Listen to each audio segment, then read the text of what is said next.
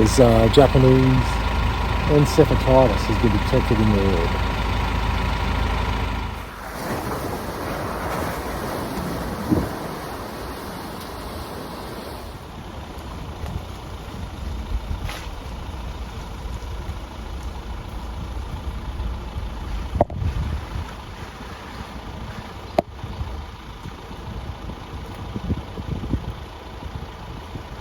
I think generally when you're looking for a bug out kind of camp, you want to sort of have some tree cover, a bit of a secluded area with plenty of material, plenty of timber, natural resources. But unfortunately in Australia, with gum trees, they're very notorious for losing limbs. So you don't really want to camp under trees that are too big.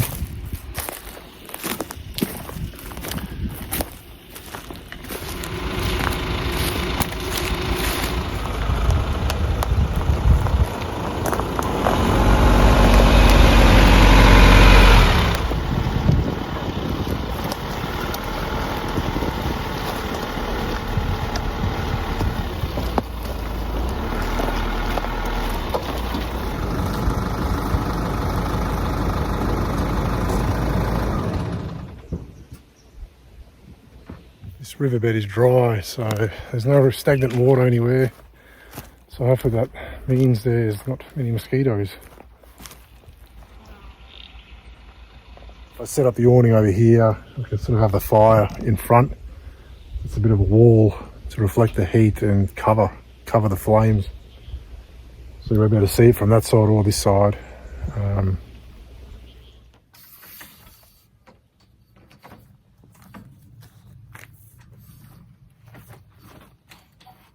There is water nearby, and I'm noticing a lot of rabbit droppings, which is a good thing if you want to hunt rabbits around here. And the river does hold fish. The only thing is,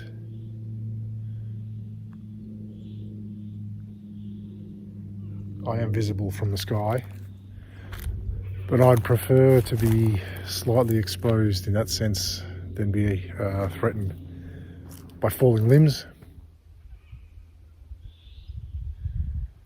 Just trying to familiarise myself with this spot.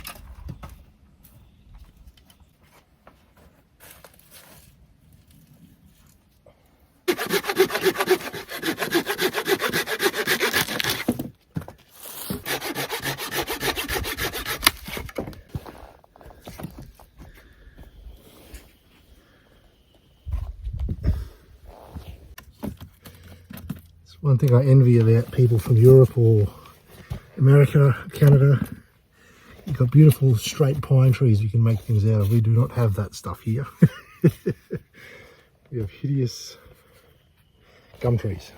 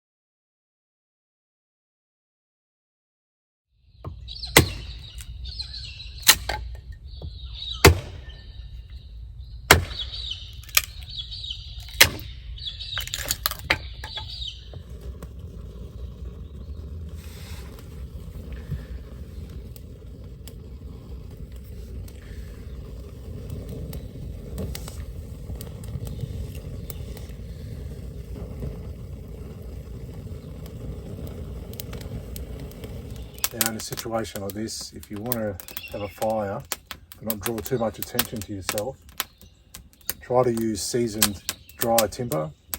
It gives off very little smoke.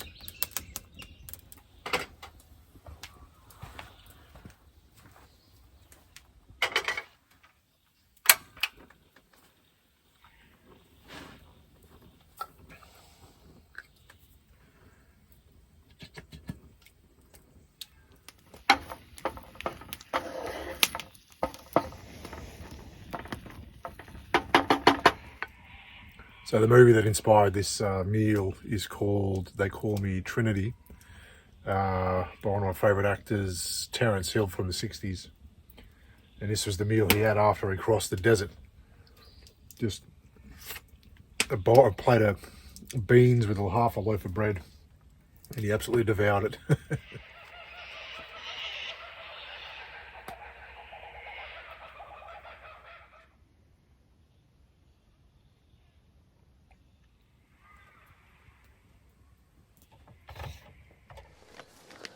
Now, you wouldn't have this much light on if you were trying to be a bit stealthy, but for you to see me, I need to turn it on.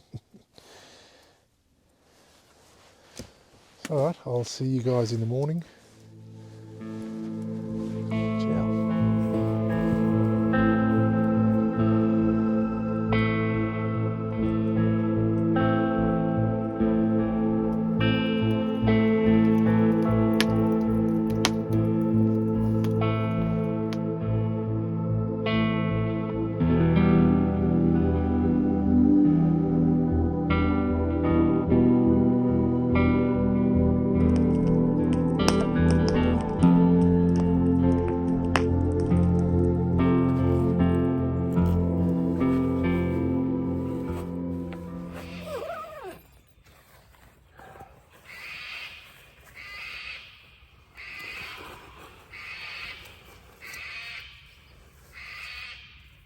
I think I might get a fire going first thing this morning, boil some water,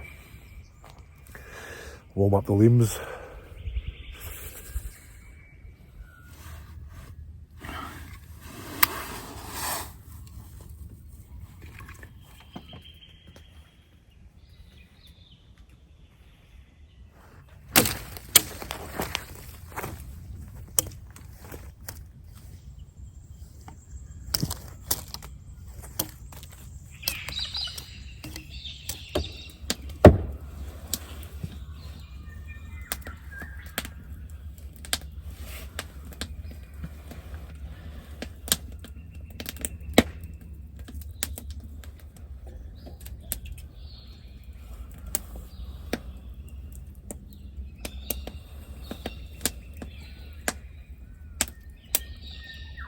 So if you're trying to purify water, if you don't have any purification tablets, try to boil it for about 10 minutes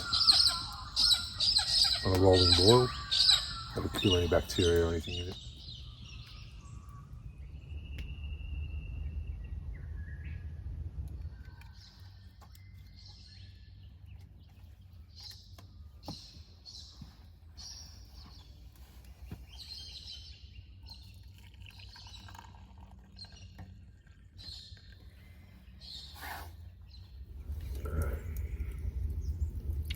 So today I'll just explore this area, see if I can find any natural resources. Also, I'll show you a couple of ways to find north without a compass, to get your bearings. Also, a few things I would recommend carrying if you're in a bug out situation.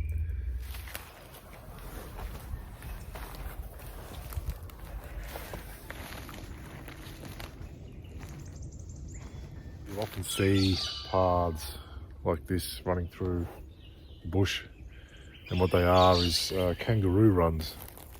They just bound through here. It's either escape route or just the way from one point to another.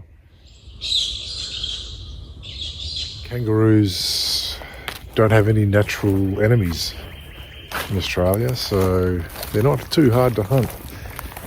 They'll normally, if they spot you, they'll run, but they'll stop, turn around to see if you are following them, which is not a good idea.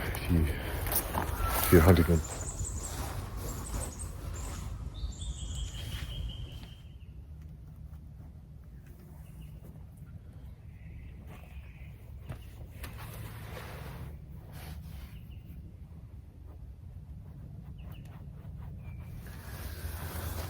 So one way for you to find north is by placing a stick like that in the ground and marking the end of the shadow. Give it about 15 or 20 minutes and then mark again where the shadow rests at that time. And that'll give you a west-east bearing, and from that you can work out where north is.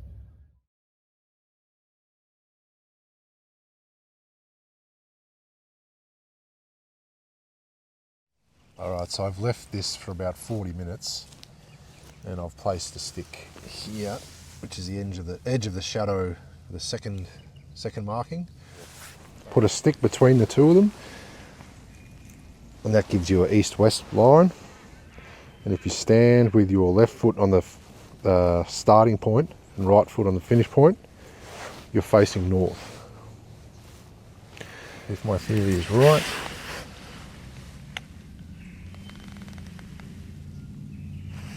it's pretty close. So north, yep. So for me, having a capable vehicle is very high on the necessity list. Four-wheel drive is on top of that list. Also, I have on this car, it's been lifted so I can get access to higher or more off-road areas. There's a winch. I have underbody protection on this car. Much bigger wheels, mud terrain tyres, and a lot of lights. Coming into these sort of places at night is always fun when there's no natural light, or when there's no street lights or anything. There's no such thing as too many lights. No matter how many I thought you think is enough, it's not enough. Yeah, I've got the bull bar, the side skirts, all that stuff for protection from trees and scuffing and all that sort of stuff.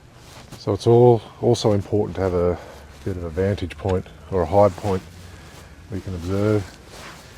And I just so happen to have one on top of my car. I made this specifically for this reason. Just to be able to observe things from a distance, high up. If you can't climb trees or anything like that, at least have a higher platform. Just observe the area. So I'd highly recommend this little radio. It's battery powered, but also has a dynamo, which is like a hand crank to charge the battery. And it's AM FM radio. It has a light. SOS siren. Wow, that is loud. And a reading light. So it's a good tool to have when you're in a bit of a pinch, just so you can hear what's happening around the town.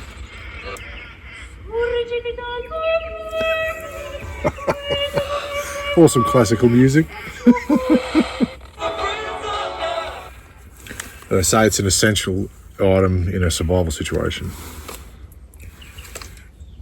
So a lot of the foods I'd recommend taking a lot more shelf stable sort of stuff. Canned meats and beans, dry noodles, dry food, stuff like that, stuff that won't go off easily. I did bring a lot of Spam on this trip, and the reason I brought it, it's probably one of the best foods you can take in a bug out situation. It was actually used by the US military during Second World War.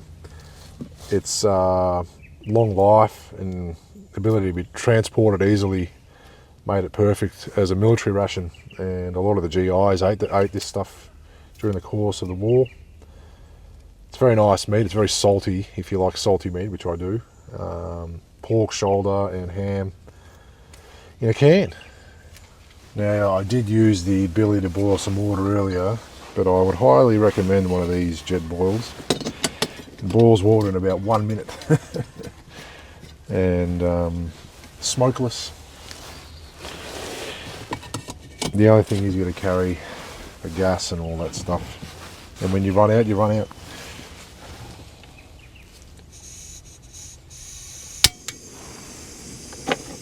just going to make myself some noodles.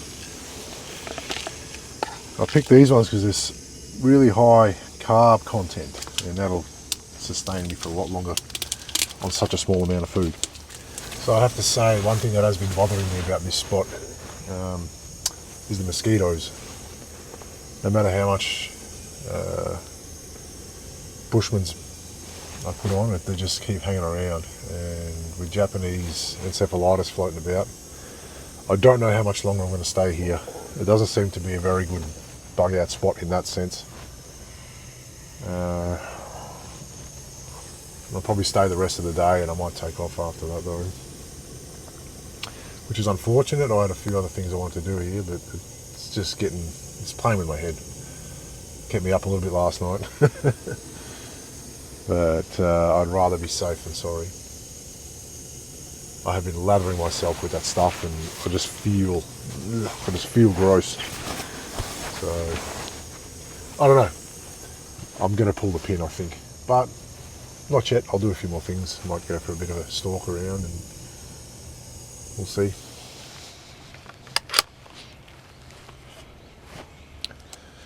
Might go for a bit of a walk around. So if you're hunting or in a situation where you don't want to expose your position, but you need to use your rifle, shoot once and change positions. If you shoot twice in the same spot, they can pretty accurately zero in the position.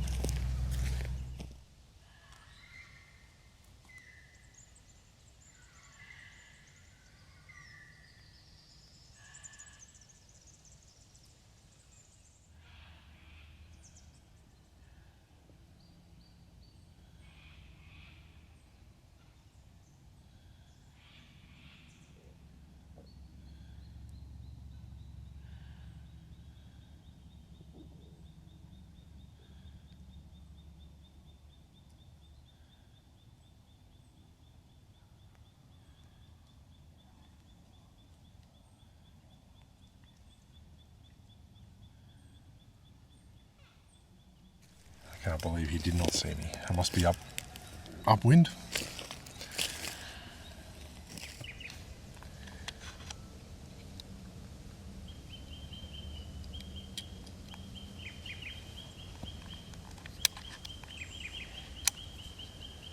Just thinking it's pretty damn rare to be able to sneak up on a fox. Very cautious animal. I will not be seeing him again, ever.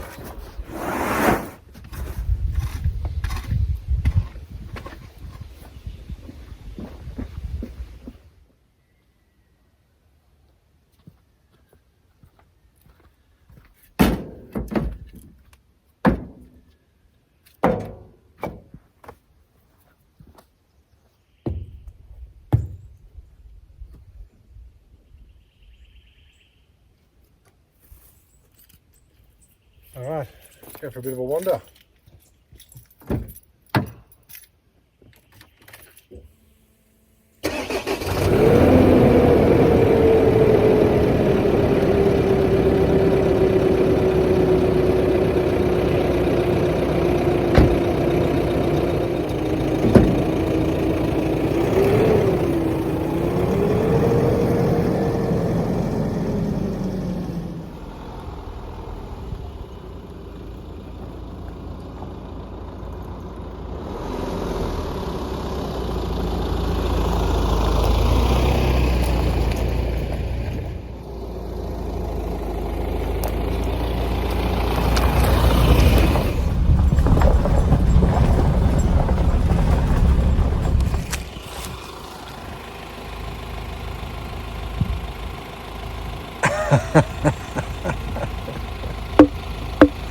Oh, that's funny as.